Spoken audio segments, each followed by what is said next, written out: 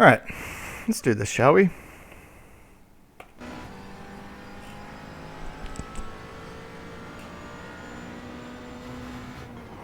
Turn one, braking about the 80 meter mark. On your turn in, you don't want to take any curbing. It's going to push you wide, but there is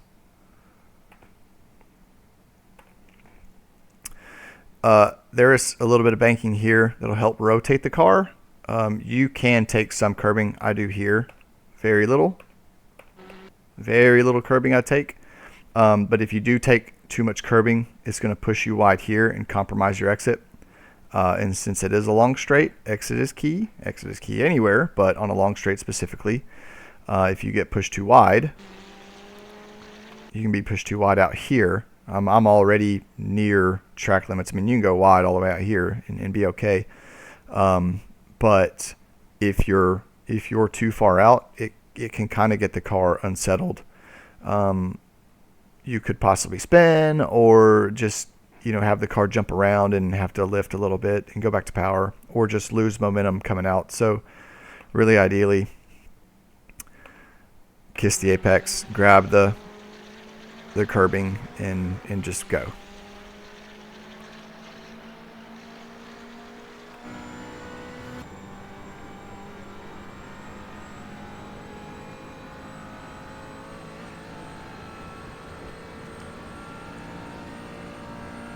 Same braking marker as the GT3s, this white wall or service road, and I'm aiming to enter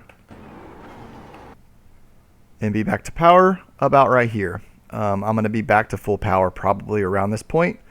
I go down to third. I tested third and fourth. I didn't really like fourth, even though I'm only in third for a split second, but I preferred third. But that'll be up to you.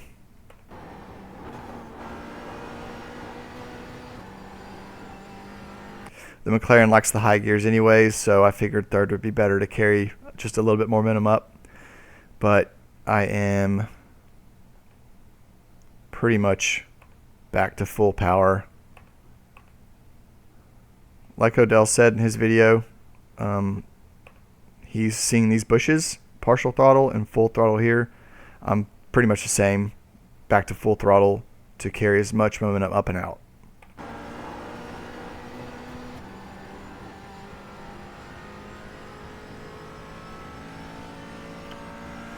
After I crest this corner and be pointed straight, I'm going to be heavy on brake to begin with and trail off to make this corner. This is another corner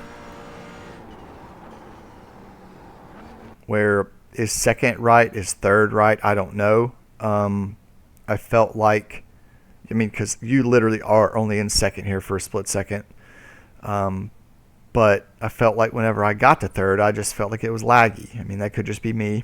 And sometimes it is difficult to get the car shifted down to second, and you might lose some time. So third may be the correct gear here, but I was using second.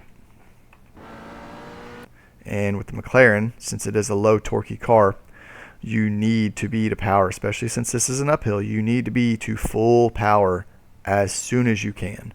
If not, you're going to lose so much drive up and out. I am full throttle the entire way through here until we crest the mountain.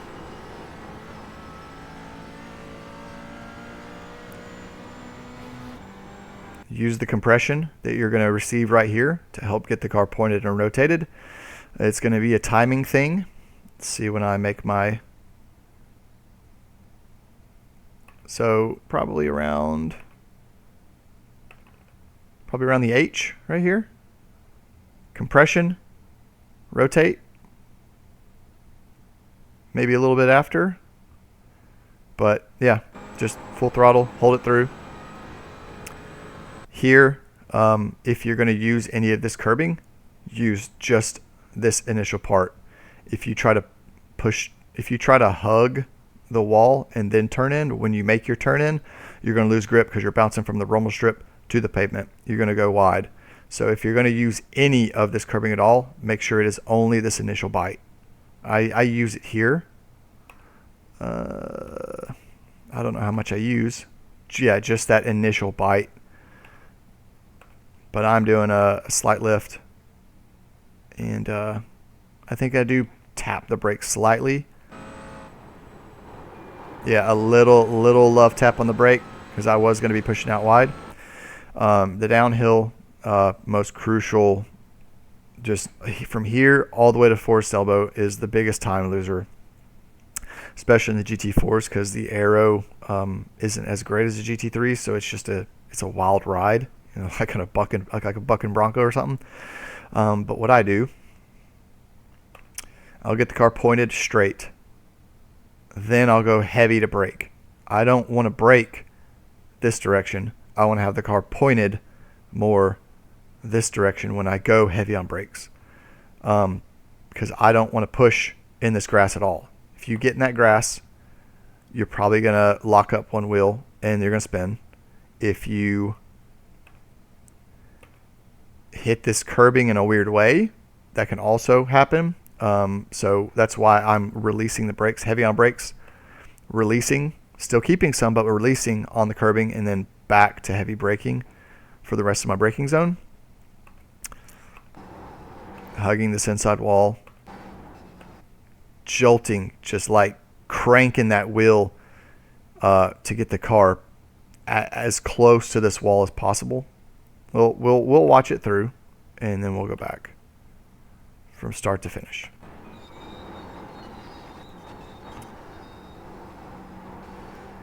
Crank the wheel, compression, back to power, throttle out. So what's going to happen when you round this corner, you get yourself already starting to rotate. If you try to turn in too late, you're going to have to lift because you're going to hit this wall on the outside on the right. So really practice with trying to get as close as you possibly can to this wall.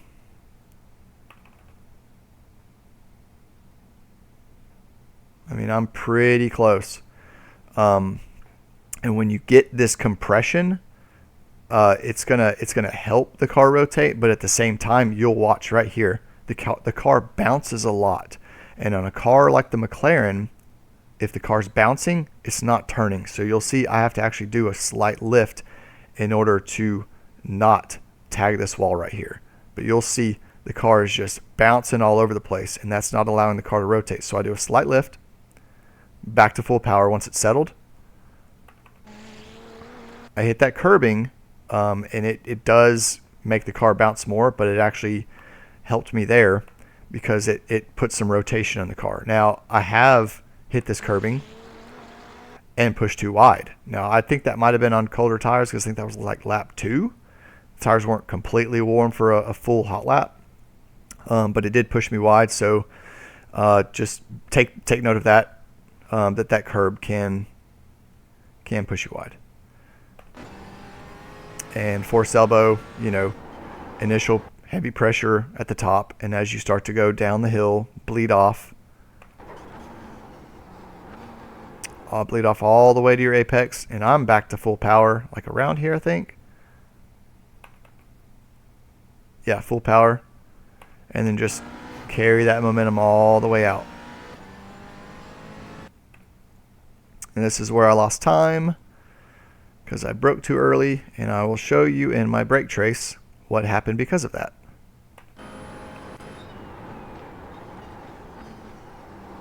So, as opposed to a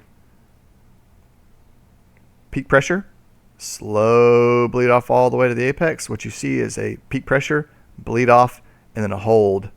I held like right here it's only about 1/10 of a second, but that 1/10 of a second, you know, would have put me at a 12.9 because I was on par for a 12.9 when I got to this section. So I broke too early, and then I had to hold pressure just to keep the car stable and not overslow the car. But if I'd had the trail braking properly and bled off like I wanted to, so that holding right there, I mean, 1/10 is 1/10, and that was 1/10. And here is another turn. I I was choosing second. I think you should choose third, because I feel like I'm over slowing the car to even get the car to go down to second. So just take this in third. I think I'm braking at the 100-meter mark.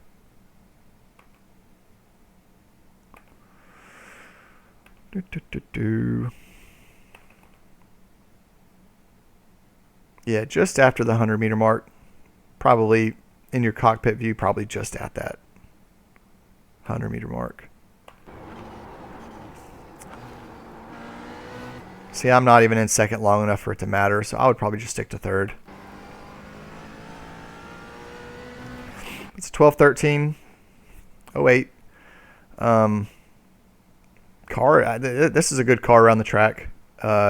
It can be a little sketchy at times. I haven't driven any of the other GT4s here, but I know that just coming from the GT3 over to the GT4, going over the mountain, I'm like, okay, it's super fun to drive, but it's definitely not as planted as you'd like. You're definitely willing and dealing to try and get a time, like 2:13, 2:14. You're definitely willing and dealing to get that.